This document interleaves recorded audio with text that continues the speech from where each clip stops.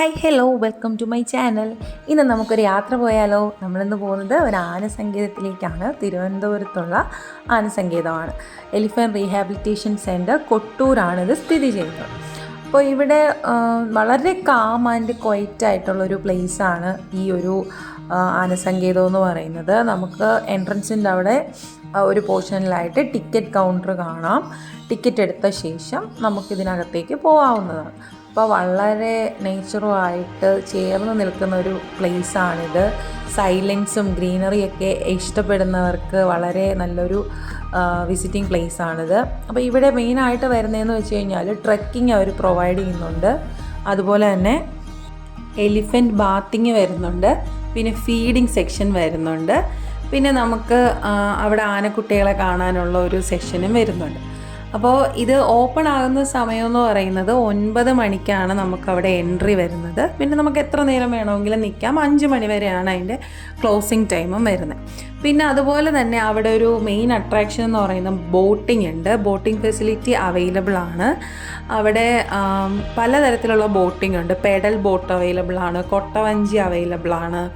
അതുപോലെ തന്നെ നമുക്ക് ബാംബു ആ ഒരു ബോട്ടിങ്ങും അവൈലബിൾ ആണ്. അതും വളരെ അഫോർഡബിൾ ആയിട്ടുള്ള റേറ്റ്സിലാണ് ഇത് അവൈലബിൾ ആയിട്ടുള്ളത്. നമുക്ക് നല്ല ഒരു ഭംഗിയുള്ളൊരു പ്ലേസാണ്. നമുക്ക് പോയി കഴിഞ്ഞാൽ ഒരുപാട് ഇഷ്ടമാകുന്ന ഒരു സ്ഥലമാണ്. ആനയുടെ ബാത്തിങ് ടൈം വരുന്നിട്ട് രാവിലെ 9 മണി മുതലാണ് തുടങ്ങുന്നത്. 9 മണി മുതൽ 10 മണി വരെയാണ് ആനയുടെ ബാത്തിങ് ടൈം എന്ന് പറയുന്നത്. ഞാൻ സിനിമയിൽ മാത്രമേ ഇങ്ങനെ കണ്ടിട്ടുള്ളൂ. നേരിട്ട് ഞാൻ ആദ്യമായിട്ടാണ് കാണുന്നത്. അപ്പോൾ അത് എനിക്കൊരു പുതിയ എക്സ്പീരിയൻസ് തന്നെ ആയിരുന്നു. ആ പാപ്പാൻ വന്നിട്ട് അതിൻ്റെ അടുത്ത് ഓരോ ഇൻസ്ട്രക്ഷൻസും കൊടുക്കുമ്പോൾ അത് അതുപോലെ ചെയ്യുന്നുണ്ടായിരുന്നു. പിന്നെ അവിടെ നമുക്ക് നെയ്യാർ റിവറാണ് അതുവഴി ഉള്ളത്. അവിടെ ഉള്ള റിവർ എന്ന് പറയുന്നത് നെയ്യാർ റിവറാണ്. അപ്പോൾ നെയ്യാർ റിവറിൻ്റെ അവിടെ തന്നെയാണ് ബോട്ടിങ് വരുന്നത്. ഇതിനടുത്ത് തന്നെയാണ് വൈൽഡ് ലൈഫ് സാങ്ച്വറി വരുന്നതും അതുപോലെ തന്നെ നെയ്യാർ ഡാമും ഒക്കെ അടുത്തടുത്താണ് വരുന്നത്. ഒരു 1 ഡേ പ്ലാൻ ചെയ്ത് പോകുന്നവർക്ക് പറ്റിയ ഒരു പ്ലേസാണ് ഈ ആനസങ്കേതം എന്ന് പറയുന്നത്. പിന്നെ ഇവിടെ മെയിൻ അട്രാക്ഷൻ എന്ന് പറയുന്നത് ഇവിടെ സ്റ്റേ ചെയ്യാനുള്ള ഫെസിലിറ്റിയും അവൈലബിൾ ആണ്. പിന്നെ ട്രെക്കിങ് വരുന്നത് 5 പേരടങ്ങുന്ന ഒരു ഗ്രൂപ്പായിട്ടാണ് അവിടെ ട്രെക്കിങ് സ്റ്റാർട്ട് ചെയ്യുന്നത്. പിന്നെ ഇവിടെ വരുന്നതെന്ന് വെച്ച് കഴിഞ്ഞാൽ നമുക്ക് ബോട്ടിങ് വളരെ നല്ലൊരു എക്സ്പീരിയൻസ് ആണ്. അതും അഫോർഡബിൾ റേറ്റിലായതുകൊണ്ട് തന്നെ നമുക്ക് അധികം പൈസയൊന്നും അവിടെ ആകത്തുമില്ല. അപ്പം എനിക്ക് ഈ ആനയെ ഇങ്ങനെ തുമ്പിക്കൈ വെച്ചിട്ട് കുളിക്കുന്നതൊക്കെ ആദ്യമായിട്ട് ഞാൻ കാണുവാണ്. മീൻസ് നേരിട്ട് ആദ്യമായിട്ട് കാണുവാണ്. ടി വിയിലൊക്കെ കണ്ടിട്ടുണ്ട്, അല്ലാതെ അങ്ങനെ കണ്ടിട്ടില്ല. പിന്നെ കുട്ടികൾക്കായാലും മുതിർന്നവർക്കായാലും ഒരുപോലെ എൻജോയ് ചെയ്യാൻ പറ്റുന്നൊരു പ്ലേസാണ്. നമുക്ക് മൈൻഡൊക്കെ ഒന്ന് റിഫ്രഷ് ആകാനായിട്ട് പറ്റിയ ഒരു പ്ലേസാണ് ഇവിടെ. വേറൊരു കാര്യം എടുത്ത് പറയേണ്ടതെന്ന് വെച്ച് കഴിഞ്ഞാൽ ടൂറിസം ഡിപ്പാർട്ട്മെൻറ്റിൻ്റേതാണ് ഈ ഒരു പ്ലേസ് എന്ന് പറയുന്നത്. ഇവിടുത്തെ ടോയ്ലറ്റ് ഫെസിലിറ്റിയൊക്കെ വളരെ വൃത്തിയായിട്ടാണ് അവർ മെയിൻറ്റെയിൻ ചെയ്തിരിക്കുന്നത്. അവിടെ ഒരു സ്മെല്ലോ കാര്യങ്ങളോ ഒന്നുമില്ല. നല്ല വൃത്തിയായിട്ടാണ് മെയിൻറ്റെയിൻ ചെയ്തിരിക്കുന്നത്. പിന്നെ ഇവിടെ പല സ്ഥലങ്ങളിലും മരത്തിലായിട്ട് ഊഞ്ഞാലിട്ടിട്ടുണ്ട്. അപ്പോൾ ഇങ്ങനെ ഞാൻ വീഡിയോ ഷൂട്ട് ചെയ്തുകൊണ്ട് നിന്നപ്പോൾ കണ്ടൊരു കാഴ്ചയാണ്. ഒരു അരണ വന്നിട്ട് ഇങ്ങനെ തുറച്ചു നോക്കിക്കൊണ്ട് നിൽക്കുന്നത്. അങ്ങനെ ഞാൻ അതും കൂടി ക്യാപ്ചർ ചെയ്തിട്ടുണ്ട്. പിന്നെ ഇത് പെഡൽ ബോട്ടാണ് ഞങ്ങൾ ചൂസ് ചെയ്തത്. അപ്പോൾ പെഡൽ ബോട്ടിൽ നമുക്ക് ഒരു അരമണിക്കൂർ പോകുന്നതിന് 100 റുപ്പീസാണ് വരുന്നത്.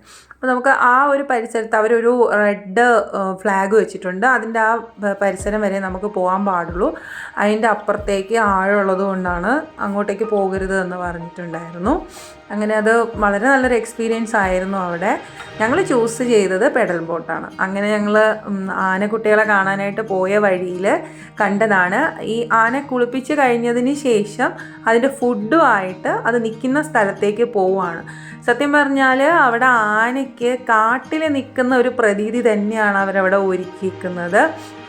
എന്ന് പറഞ്ഞാൽ ഫുള്ള് ഗ്രീനറിയും സൈലൻസും ഒക്കെ ആയിട്ട് ആനയ്ക്ക് ഭയങ്കര കാം ആൻഡ് ക്വയറ്റ് ആയിട്ടുള്ളൊരു പ്ലേസ് ആയിട്ടാണ് അവിടെ അറേഞ്ച് ചെയ്തിരിക്കുന്നത്. അത് കൂട്ടിക്കിടക്കുകയാണ് എന്നുള്ളൊരിതല്ല, അല്ലാതെ തന്നെ നിൽക്കുന്ന രീതിയിലാണ് അവിടെ അറേഞ്ച് ചെയ്തിരിക്കുന്നത്. പിന്നെ അവിടെ 5 ആനക്കുട്ടികളാണ് വരുന്നത്. 4 വയസ്സും 8 വയസ്സും ഒക്കെ പ്രായമുള്ള ആനക്കുട്ടികളാണ് അവിടെ വരുന്നത്. ഇതിപ്പോൾ വലിയ ആനേനെയാണ് കാണിക്കുന്നത്. വലിയ ആന ഒരു 4 എണ്ണം ഉണ്ട്, ബാക്കി പിന്നെ ഒരു 5ഓളം ചെറിയ ആനക്കുട്ടികളാണ് അവിടെ വരുന്നത്. നമുക്കിതിനകത്തൂടി പോകുമ്പോൾ കാടിനകത്തേക്ക് പോയ ഒരു കൂളിംഗ് എഫക്റ്റും കാര്യങ്ങളൊക്കെയാണ് വരുന്നത്. ഇത് ഞാൻ വീഡിയോ ഷൂട്ട് ചെയ്തുകൊണ്ട് വന്നപ്പോഴത്തേക്ക് ആനക്കുട്ടികളെല്ലാം ഇങ്ങനെ നോക്കിക്കൊണ്ടിരിക്കുന്നുണ്ട്. ഇപ്പോൾ വീഡിയോയിൽ കാണുമ്പോൾ ചിലപ്പോൾ അത് വലിയ ആനയായിട്ട് തോന്നുന്നുണ്ടായിരിക്കാം. ഇത് ആനക്കുട്ടികളാണ്. 4 വയസ്സും 8 വയസ്സും ഒക്കെ പ്രായമുള്ള ആനക്കുട്ടികളാണ്. ഓരോരുത്തർക്കും പേരൊക്കെ അവിടെ ഇട്ടിട്ടുണ്ട്. അതുകൊണ്ട് അവർ ആ പേര് വിളിക്കുമ്പോൾ റെസ്പോണ്ട് ചെയ്യും, മീൻസ് അവർ നോക്കാറുണ്ട് എന്നാണ് അവിടെ നല്ലൊരു എക്സ്പീരിയൻസ്.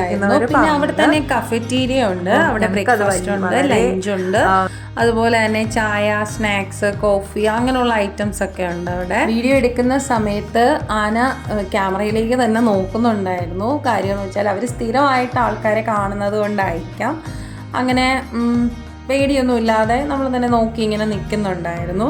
പിന്നെ നമ്മുടെ അടുത്തേക്ക് വരാതിരിക്കാൻ വേണ്ടിയിട്ട് അതിനൊരു ഫെൻസ് പോലെ കെട്ടിയിട്ടുണ്ട്.